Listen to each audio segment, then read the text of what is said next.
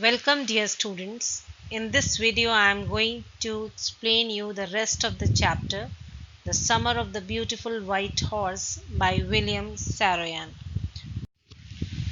So before starting the chapter, let's have a quick recap of what we have done in the last video. So we did Murad and Aram were two poor Armenian boys who belonged to a Garagalian tribe which was famous for its pride and honesty. Though the tribe was poverty stricken, yet its people were not dishonest and did not believe in stealing or cheating. Murad and Aram both had an ardent desire to ride a horse. Then, going against the family's reputation, Murad once stole a white horse. Aram was unable to understand his brother's action as he was very well aware that they were economically so weak that they could not afford a horse. In spite of knowing that his cousin had stolen a horse, Aram couldn't stop himself from riding the horse and kept justifying his stealing. It was just because he had a long desire to ride a horse, so when he saw the horse in front of him, he couldn't stop himself. Aram first enjoyed riding a horse with his cousin, then he let his cousin ride the horse, taking a promise from him to let him ride the horse alone. So finally, Murad kept his promise and let Aram ride the horse. So now let's see the rest part of the story. I leaped to the back of the horse and for a moment knew the most awful fear imaginable. The horse did not move. Now it was Aram's chance to ride the horse alone. So as soon as Murad got down from the horse, he leaped onto the back of the horse, and the fear he could not imagine that came in front of him, that the horse did not move from his place as soon as he sat on it.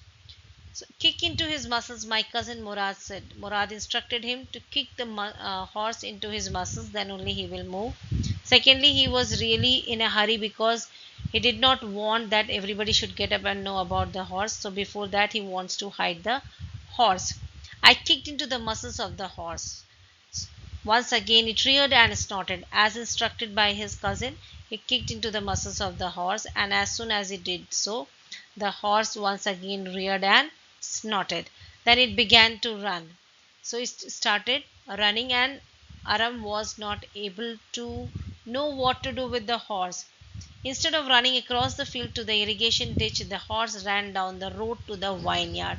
So instead of running in the field where Murad was riding the horse turned the direction and it went towards the road which led to the vineyard of Dikran Halabian, where it began to leap over vines. The horse leaped over 7 vines before I fell. So before the narrator fell, the horse already leapt over 7 vines. Then it continued running. That means the horse was not in control of Aram. I am not worried about you, he shouted. So as soon as Aram fell down from the horse, Murad came running there. He did not came there just because he was concerned for his cousin. He came there because he was concerned about the horse, because after Aram fell from the horse didn't stop there. It started running here and there. We have got to get that horse. You go this way and I will go this way. If you come upon him, be kindly, I will be near. So he said, now most important thing to find the horse. So you go other way, I will go this way, and whosoever, and if you find the horse, be very kind to it, I will be nearby. Just inform me. I continued down the road and my cousin Murad went across the field towards the irrigation ditch. So this was the direction they followed. He went towards the road, Aram went towards the road, and Murad, he went toward the field and the irrigation ditch. It took him half an hour to find the horse and bring him back. So after half an hour, they finally found the horse and brought it back. All right, he said, jump on. The whole world is awake now. What will we do? I said. So he said, now just see it's morning time and almost everybody is awake. So he said, now what will you do? What are you going to do with the horse? Well, he said, we will either take him back or hide him until tomorrow morning. So when Aram asked him what he is going to do with the horse, Murad told him about two options: take him back or hide him until tomorrow. He didn't sound worried, and I knew he would hide him and not take him back, not for a while at any rate. So Murad was not sounding worried, was not at all worried, and Aram knew that Murad would hide him somewhere and not take him back at any cost. Where will we hide him? I said. I know a place, he said. So Aram asked him where Murad would hide him. Murad told him that he knew a place and that will be a perfect place to hide the horse. How long ago did you steal this horse? I said. It suddenly dawned on me that he had been taking these early morning rides for some time and had come for me this morning only because he knew how much I longed to ride. So Aram very eagerly he asked him when he stole the horse. It appeared to him, why he asked him, because it appeared to him that Murad had been taking the horse for morning rides for quite some time, and he showed up this morning to ask Aram to ride along because he knew he was longing to ride one, because he was very well aware that if he would take the horse to Aram straight away, then Aram would ask him to give the horse for riding. That's why when he fulfilled his dream of riding the horse for quite some days, then he took the horse to Aram. Anyhow, I said, how long ago did you begin riding every morning? So he just inquired him. It's been how many days that he has been riding the horse every. Not until this morning, he said. Are you telling the truth? I said. So when Aram asked Murad that it's been how many mornings that he has been riding this horse, he said not until this morning. He said today's morning is the first morning that he is riding the horse. Are you telling the truth? So he was very curious. Is he telling the truth? He said, are you telling the truth? Of course not, he said, but we are found out that's what you are to say. So he said, of course not, I am not telling you the truth. It's been long that I have been riding the horse, but I am telling you so because suppose if we are caught, then our answers should be the same. I don't want both of us to be liars. He said, I don't want that both of us appear liar in front of anyone. All you know is that we started riding this morning. So according to your information and whatever you know, it's that only today's morning was the first morning that we started riding the horse. All right, I said. So Aram agreed to what Murad told him. He walked the horse quietly to the barn of a deserted vineyard. Barn is a large building on the farm where animals and their feeds are kept. Of a deserted means now no animals are kept there. Now that particular barn is not in use.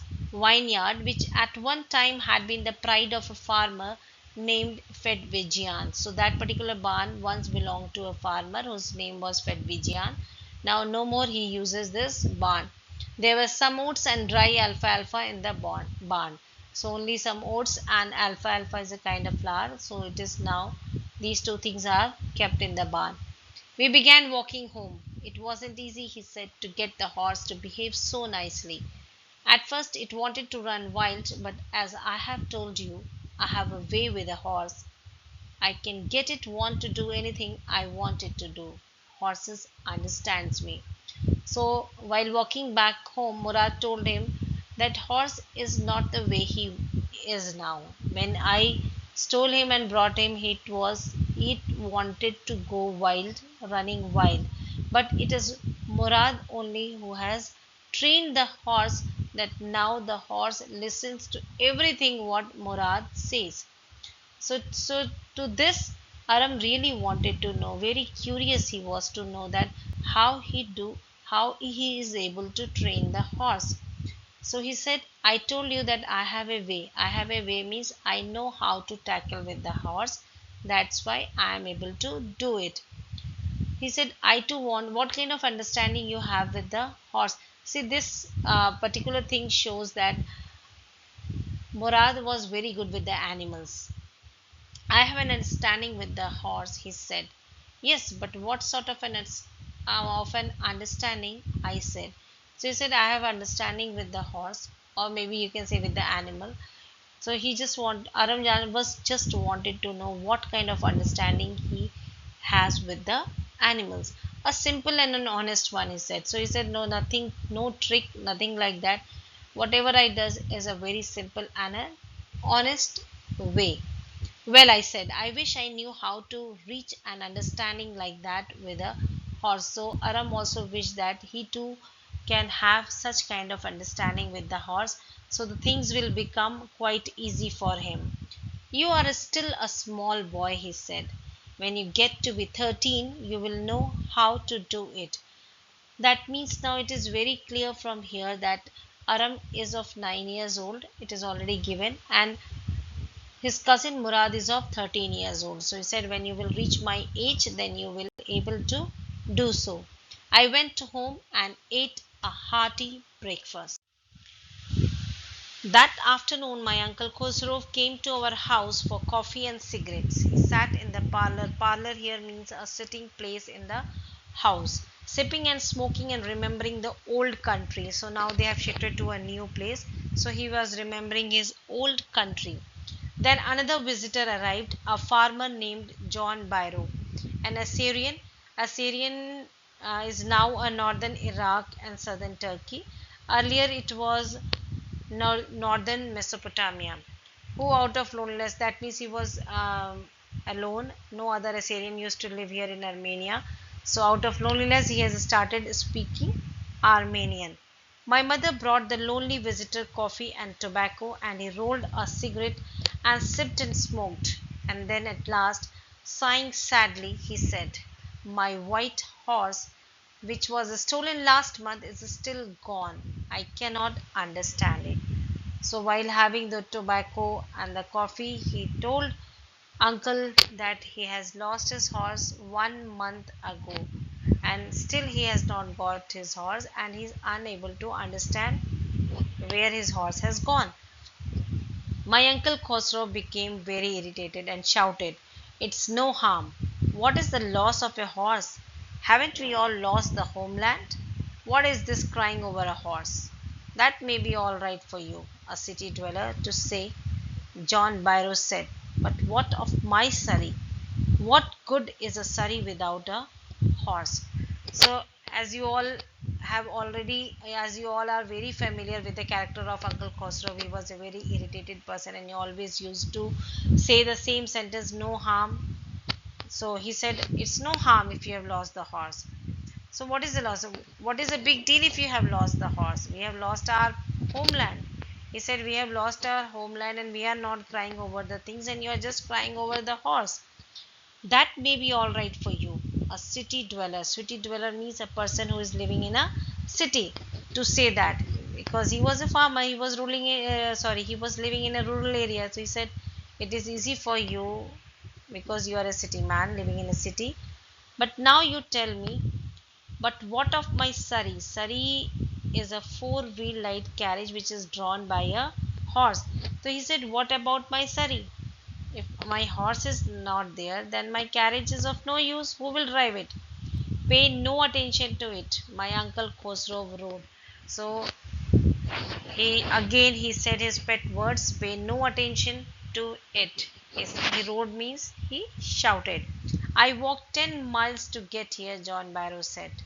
You have legs, my uncle Khosrow shouted. He said, I walked 10 miles just to reach here. So he said, it's what's a big deal? You have a leg, you can go anywhere you want to. My left leg pains me, the farmer said.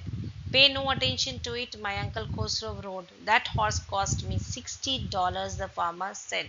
So the cost of the horse was $60. Now you can calculate yourself what it will be cost, what it will be the cost of the horse. Now I spit on money, my uncle Khosrow said. So he said, I don't pay any heed to money. He got up and stalked means walked out of the house, slamming the screen door. My mother explained, he has a gentle heart, she said. It is simply that he is homesick and such a large man. So mother just justified Uncle Khosrow's action. He said he's not a bad man, but just because he's very homesick and he is a large man, that's why he behaved like this. The farmer went away and I ran over to my cousin Murad's house. He was sitting under a peach tree, trying to repair the hurt wing of a young robin. Robin is a bird which could not fly. He was talking to the bird. So again the incident shows that Murad was very good with the animals. What is it? He said. The farmer John Barrow, I said. He visited our house. He wants his horse. You have had it a month. I want you to promise not to take it back until I learn to ride. So as soon as the farmer went away, Aram ran to Murad to inform him that John Barrow has come and he has come to take his horse. So he said, please don't return the horse until and unless I learn to ride the horse. It will take you a year to learn to ride. He said, since you are very small, so it will take almost a year to learn horse riding. My cousin Murad said, we could keep the horse a year, I said. He said, so what? We can keep the horse for a year also because it's already been a month. You are keeping the horse, so we can keep it for a year also. My cousin Murad leaped to his feet. What? He roared. Are you inviting a member of the Gregorian family to steal? The horse must go back to its true owner.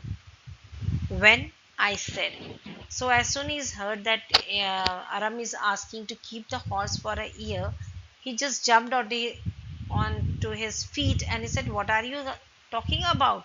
How can we keep it for a year? That means you are just inviting me to steal the horse. And being a member of the Gregorian tribe, I cannot do so. Now the horse should go back.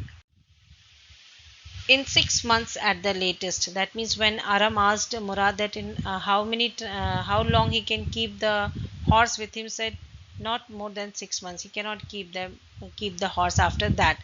He threw the bird into the air. The bird tried hard, almost fell twice, but at last flew away high and straight. So after repairing the wings of the robin, he threw the robin into the air and the bird flew away. Early every morning for 2 weeks, my cousin Murad and I took the horse out of the barn of the deserted vineyard where we were hiding it and rode it. And every morning the horse, when it was my turn to ride alone, leaped over grapevines and small trees and threw me and ran away. So after 2 weeks also, Aram did not learn how to ride the horse. Every time he tried, the horse threw him and ran away. Nevertheless, I hoped in time to learn to ride the way my cousin Murad rode. So he wanted to learn the way Murad rides the horse very swiftly. One morning on the way to Fedvegian's deserted vineyard, we ran into the farmer John Barrow. Ran into means we met the farmer John Barrow who was on his way to town. So after not finding his horse, he was about to return to his town. Let me do the talking, my cousin Murad said. That means let me talk to the farmer. I have a way with farmer. Again he said, I know very well how to deal with farmers. Good morning, John Barrow, my cousin Murad said to the farmer. The farmer studied the horse eagerly. Studied means he looked the horse thoroughly. Good morning, son of my friends, he said. What is the name of your horse? So he looked at the horse very carefully, examined the horse, and then he said, what is the name of your horse? My heart, my cousin Murad said in Armenian. So the name of he told him that the name of my horse is my heart. A lovely name, John Barrow said, for a lovely horse. I could swear it is the horse that was stolen from me many weeks ago. May I look into his mouth? So after looking at the horse, he said he that horse looked exactly like my horse, which has been stolen from my place a week ago. Sorry, many week ago. Now it has been a month. May I look into his mouth? So he just wanted to examine the horse. Of course, Murad said. The farmer looked into the mouth of the horse. Tooth for tooth. Tooth for tooth means same to same. He said, I would swear it is my horse if I didn't know your parents. That means he said ki if I were not knowing your parents, I would have believed that you have stolen my horse because this horse looked the same as my horse. The fame of your family for honesty is well known to me. That means you people are so famous for honesty that I couldn't believe that you can even steal my horse. Yet the horse is the twin of my horse. He said, the exact copy. Maybe it is the twin means same. So we say the twin brothers. And a judwa. So he can say my horse is just like your horse is just like my horse. A suspicious man would believe his eyes instead of his heart. So if anybody in my if anybody would have been in my place, he would have believed his eyes instead of his heart. That means John Barrow was believing his heart. He couldn't believe that the boys of the Garagolian tribe can do stealing. So he couldn't believe that. He said, if in my place there would have been any other person, he would have easily believed his eyes. Good day, my young friends. Good day, John Barrow, my cousin Murad said. Early the following morning, we took the horse to John Barrow's vineyard and put it in the barn. So very next day, they took the horse and just returned it to John Barrow. The dogs followed us around without making a sound. That means when the dogs see the stranger, they make a sound, but they were not making a sound. The dogs, I whispered to my cousin Murad. I thought they would bark. They would at somebody else, he said. I have a way with dogs. So he said, if it would have been other children, yeah, other people, the dog would have barked. But he said, again, I very well know how to handle with the dogs, so that's why the dog didn't bark at me. My cousin Murad put his arm around the horse, pressed his nose into the horse's nose, patted it, and then we went away. So finally, they returned the horse to John Barrow. That afternoon, John Barrow came to our house in his surrey, that means in his carriage, and showed my mother the horse that had been stolen and returned. I do not know what to think, he said. The horse is stronger than ever. So he said, now that means Murad and Aram has taken very good care of the horse. We treated him very nicely, very kindly. He said, my horse is changed now because when he came to Murad, it used to act very wild. Now, when he has returned the horse, his horse is changed. Now he has a better temper. That means now he listened to his master. I I thank God. My uncle Khosrow, who was in the parlor, became irritated and shouted, as expected, Quiet, man, quiet. Your horse has been returned. Pay no attention to it. So according to him, don't pay any attention. It's not a big deal. Your horse. Now be happy that your horse has been returned back to you. With this, we come to the end of the chapter. If you have any doubt, you can ask me on my personal ID. Now, on the next slide, some questions are given. Please do it in the copy. Right? You have to do it on your own. I'm not going to give you the answers, nor of this, nor of the questions given in your textbook. Please try to do it on your own. Now for today that's all. Have a good day. Bye bye.